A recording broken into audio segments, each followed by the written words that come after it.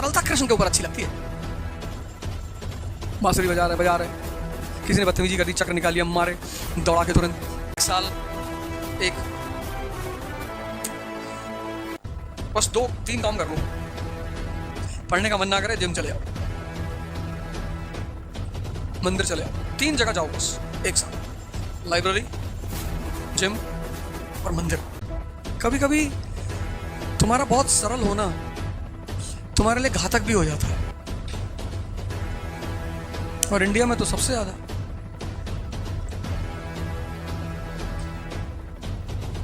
सरलता कृष्ण के ऊपर अच्छी लगती है।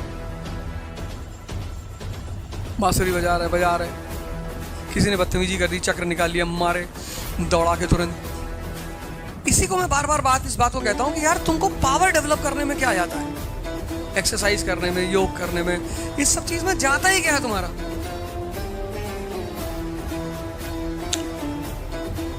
एक दिन सरवाइव नहीं कर पाओगे, एक दिन, सिंगल डे इस कंट्री में।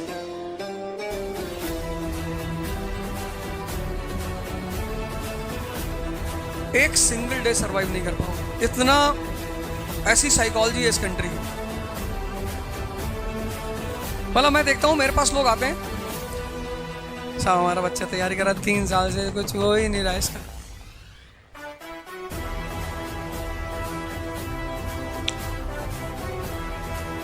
मतलब अगर मैं अपॉइंटमेंट दूं तो डेली कम से कम 100 लोग आएंगे। सब वहां पढ़ाया था, हमने बहुत पैसा दिया, साहब नहीं हो पा रहा। फिर मैं उससे 2-4 सवाल करता हूँ, छोटे छोटे। लैटिट्यूड क्या?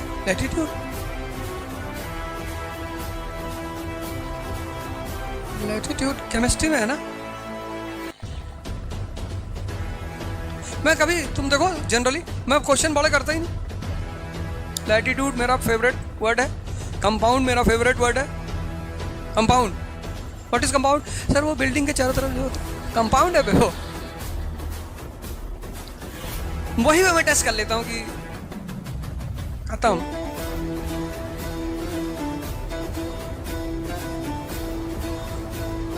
इस देश में तुम्हारे साथ सिंपैथी सब लोग रखेंगे कि गलत हो रहा है आपके साथ, पर आपके लिए लड़ेगा कोई नहीं।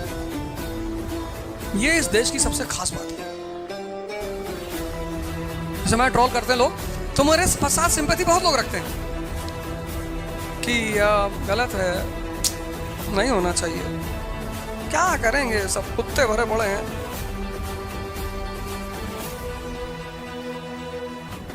वो लड़ाई मैं खुद लड़ता हूं अपनी, और मुझे किसी की जरूरत भी नहीं, क्योंकि मैं तो भगवान कृष्ण का पुजारी हूं। जग में सुंदर हैं दो नाम, चाहे कृष्ण का हो या राम।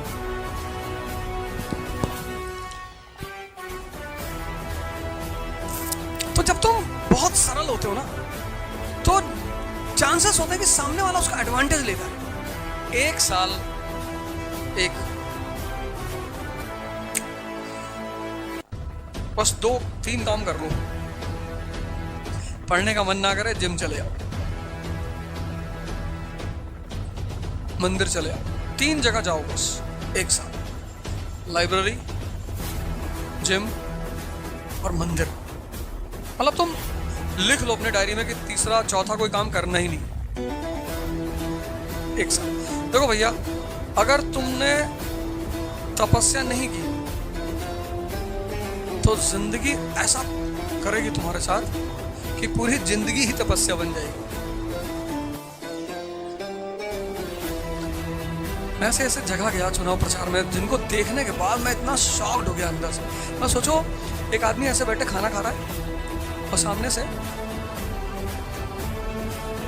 पूरी गंदगी बह रही है और खाना खा रहा है। झुग्गीज़ जिनको हम बोलते हैं,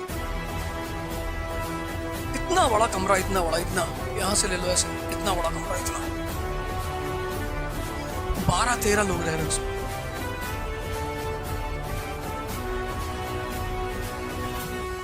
मैंने फाइनेंशियल क्राइसिस देखी है, पर इस तरह चीजें नहीं देखी मैंने कभी। मतलब वहां आदमी रह कैसे रहा है, ये बड़ी सरप्राइजिंग बात।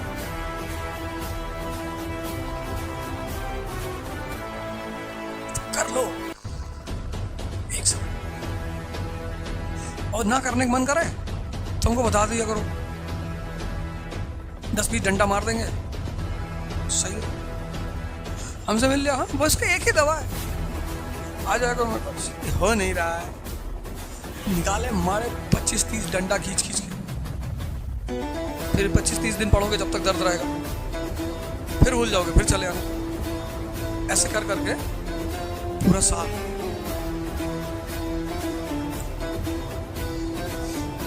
और कोच का काम ही क्या है? कोच का काम पढ़ाना थोड़ी, पढ़ा तो रहे लोग। खलीक साहब आए थे दिल्ली से, पढ़ के आए, मजा नहीं आ रहा, मैंने कहा नहीं आएगा,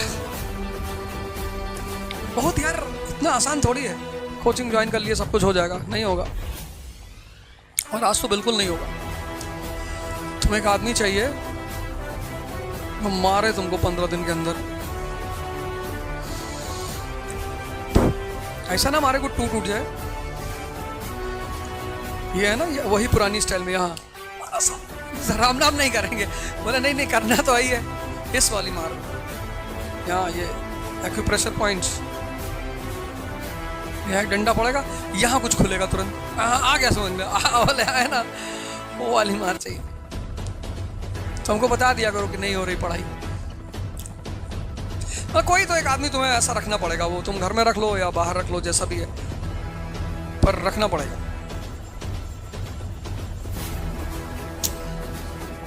मेरी तो एक शर्त है, कंडीशन, जो लोग मुझसे जुड़े हुए हैं, तैयारी कर रहे हैं, मारेंगे बेटा।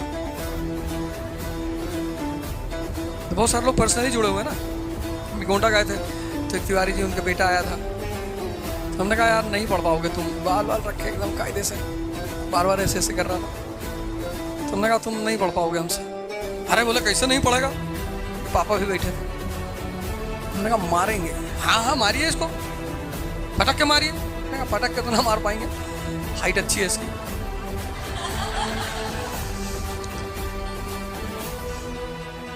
है 6.5 फीट का लड़का, बढ़िया 150-200 kg का, पटक पाएंगे तो कैसे मारेंगे? तो उसका बड़ा इम्पैक्ट होता है, बड़ा प्रेशर काम करता है, वो बहुत अच्छा काम करता है। सीरीज आई है आजकल, मैं उसकी क्लिपिंग्स देख रहा था, मुर्शिद नाम है, वही नाम है क्या? नाम मुझे नहीं पता, फरीद और मुर्शिद, मुंबई अंडरवर्ल्ड से रिलेटेड है वो, मुर्शिद है। उसमें एक सीन बड़ी जबरदस्त है, मतलब मुंबई पुलिस फरीद को बोलती है कि हम आज मुर्शिद को मारने जा रहे हैं। Farid is the existing don of Mumbai, और मुंबई पुलिस उसको क्राइम ब्रांच बोलती है कि तुम आ जाओ और हम आज मुर्शिद को उड़ा देंगे। तो कहता है वो, फरीद कहता है कि मैं मारेगा मुर्शिद को। कहता हाँ यार तेरे ही याद से मरवाएंगे, पर गन लेके मत आना। और जब वो पहुंचता है वहाँ, तो सामने से मुर्शिद आता है, तो जो क्राइम ब्रांच के ऑफिसर्स होते हैं पिस्टल निकालते हैं और ऐसे धीरे धीरे पिस्टल लेकर फरीद की तरफ बढ़ते हैं। इतना ट्विस्टिंग सीन है कि फरीद को पिस्टल देने की बजाय वो मुर्शिद को देता, मुर्शिद शूट कर देता फरीद को in front of crime branch of Mumbai.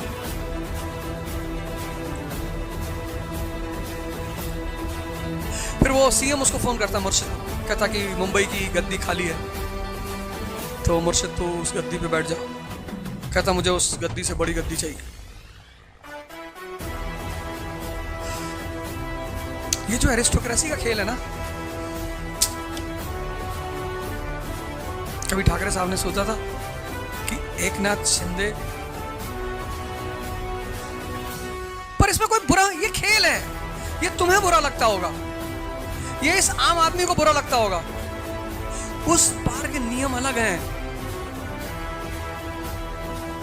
2 part है, 2, एक पार्ट आम आदमी, एक पार्ट एरिस्टोक्रेसी।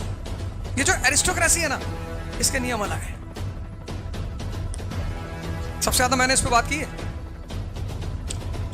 तो एरिस्टोक्रेसी को बुरा लग गया कि यार अवध ओझा तो सबको हमारे नियम बता रहा है, तो फिर उस पर भी मेरा मजाक उड़ाने लगे, सर राजा कैसे बनेंगे,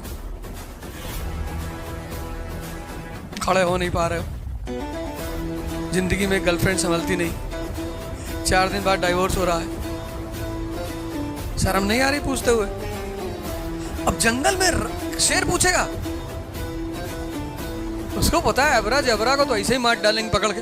जिराफ उराफ सामने नहीं आते, हाथी डिस्टेंस पे रहता है, गैंडा मेरी टेरिटरी में घुसता नहीं। जिसके अंदर शरीर और मन की ताकत है वो ये सब पूछने जाएगा। हाँ, कोई हिजड़ा पूछे तो मुझे लगेगा कि हाँ यार ये तो बात सही है यार, इसको पूछना जायज बनता है। हिजड़े अगर आके मुझसे पूछे सर राजा कैसे बनेंगे, तो मुझे लगता है कि राइट क्वेश्चन, गुड क्वेश्चन। वो एक मूवी नहीं थी, उसमें कहता गुड क्वेश्चन। ये सवाल मुझसे हिजड़े ही कर सकते हैं कि राजा कैसे बनेगा, बाकी जिसको पता है सिद्धांत जंगल का वो नहीं करेगा। तो मैं तुमसे बार बार ये कहता हूं, इसी क्लास में कहता भी हूं, लेकिन जब से यूट्यूब आया तब से सब देखने लगे। तो एरिस्टोक्रेसी को चिंता हो गई कि तुम काहे बता रहे हो सबको। तो ये जो खेल है ना, एक तरफ कॉमन पीपल और एक तरफ एरिस्टोक्रेसी, इन दोनों के जो नियम है, यहां इस तरफ दुश्मनी जैसा कोई शब्द ही नहीं है। यहां कुछ शब्द हैं जो नहीं है, जैसे एनिमिटी है ही नहीं, डिफीट है ही नहीं, ये शब्द ही नहीं है ही नहीं। Tomorrow history class will be at 3 PM। कल एक सेमिनार है मॉर्निंग में, तो सेमिनार कराएंगे, फिर शाम को पढ़ेंगे। तुम बस इमेजिन करना, फिर तुम्हें हंसी आएगी बड़ी प्यारी वाली। मतलब 3 आदमी तुम्हारे सामने खड़े हैं और तुम तीनों से लड़ रहे हो। एक आदमी पीछे खड़ा होकर इसे देख रहा है और तुम पलटे, उस आदमी को एक चाटा मारा तुमने खींच के कि तुम काहे देख रहे हो बे, और पता लगा वो आर्मी का ब्लैक कार्ड कमांडो है। बस इमेजिन करो इस सीन को। अगर तुम पढ़ते पढ़ते ऐसे इमेजिन करना शुरू कर दो, तुम्हारी पढ़ाई बढ़ जाए, पर तुमको तो दर्द होता है इमेजिन करने में। ध्यान क्या है? Imagination of concepts. पर तुमको तो इमेजिन करना है कि यार टॉप मॉडल मर्सिडीज चलाएंगे, बड़ा मजा आएगा। फालतू की इमेजिनेशन, जो करना है वो तुम कर ही नहीं पा रहे हो।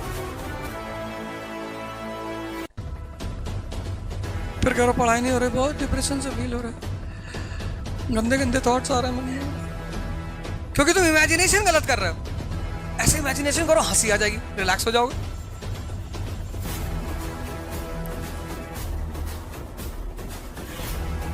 वो पीछे वाला आदमी कौन था? United states of America 1917।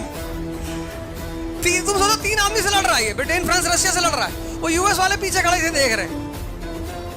अच्छा, कभी कभी तुम लड़ाई वड़ाई देखते हो तो बीच बीच में हंसी भी आ जाती। वो पलट के एक तमाचा मारा इसने यूएस को, अरे पटक के जो चारों लोगों ने मिलकर इसको मारा कि भाई इतने बदतमीज हो तुम। ये है ही बदतमीज। ऐसे लोगों को मैं बोलता हूं बी स्क्वायर, बॉर्न बदतमीज। ये एक बीमारी से सफर करते हैं, उस बीमारी का नाम है दुर्योधन सिंड्रोम।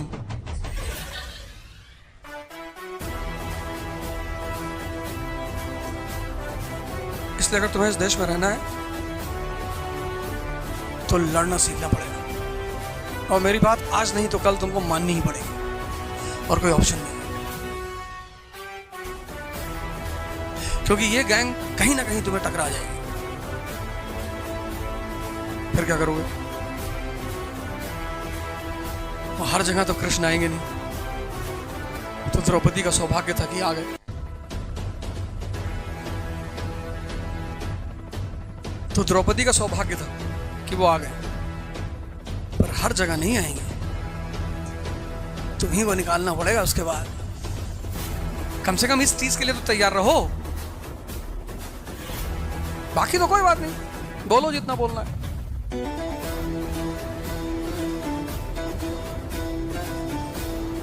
पर बदतमीजी करोगे तो हम तो किसी कानून से बंधे हैं ही नहीं।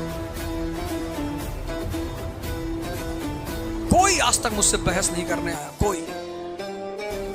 कि आए क्लास में बैठे, इतना पढ़ाता हूं, कोई नहीं आया।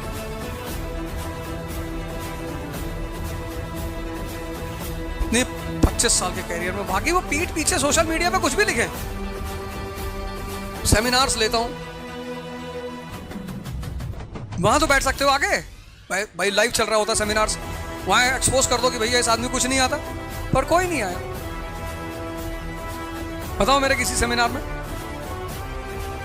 और 5-5, 6-6 हजार लोग, कोई नहीं आया। पढ़ाना नहीं जानता, ये नहीं, इसको कुछ आता नहीं है, बदमाश है, ये बात ये सही कहती है। ये जो लास्ट लाइन कहते हैं अपराधी है, शौक है मेरा।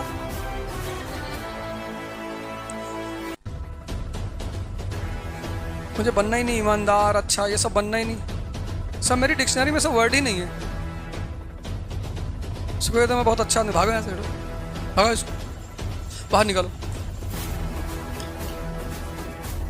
तुम्हारे साथ जब भी बड़ी बदतमीजियां होंगी वही लोग करेंगे जो बहुत अच्छे बनते हैं। मेरे इलेक्शंस में ऐसे ऐसे लड़के आए काम करने के लिए, बहुत काम किया लोगों ने। कुछ लोगों का तो मैं ऐसा इंडेप्टेड हो गया हूं, दिन रात। ये हमारे फैसल भाई डे एंड नाइट, कहीं सो रहा है, कोई बोरी के किनारे सो रहा है, थक जाते थे लोग काम करते करते। और जो लोग कहते थे कभी जरूरत पड़े तो जान ले लेना, उन्होंने फोन ही नहीं उठाया कि कहीं पैसा ना मांग ले। मांगते तो है ही है। कुछ समय होता है ना जब आप टेस्ट करते हो कौन आपके साथ रियलिटी में खड़ा हुआ है। बहुत सारे लोग आए, कोई 500 रुपए दे गया, कोई 50,000 दे गया, कोई 5 लाख दे गया, एक आदमी पैसा दे गया, पता नहीं कौन। वो बड़ा अजीब सी घटना थी। पहले तो मैं थोड़ा सा अप्रेंसिव हो गया कि भाई कोई फंसाने तो नहीं जा रहा है। मतलब कपड़े में 5 लाख रुपए बांध करके वो दे के चला गया। न नाम न गाँव, कुछ भी नहीं। आया ऑफिस, सर को बोल देना। वो बड़ा अंदर कचोटता रहता है कि यार कम से कम बता तो देते कौन आदमी है।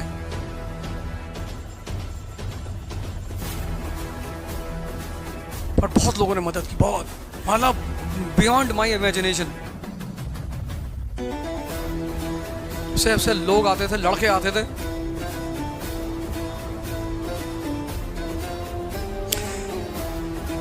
तो लड़ना तो पड़ेगा ही। और अगर ये गैंग टकरा गई, और इसकी बहुत बड़ी संख्या है, अच्छी खासी संख्या है ये 20 स्क्वायर वाली, बहुत बदतमीज। तो economic rivalry turned into political rivalry. अब तुम कहोगे मास्टर ये तो पढ़ लिए, करंट एग्जांपल दे दो। Economic rivalry turned into political rivalry. तो करंट एग्जांपल है the Galwan dispute between India and China. China का बॉर्डर है ना, हमारे बीच इकोनॉमिक राइवलरी चल रही है इंडिया चाइना के बीच में।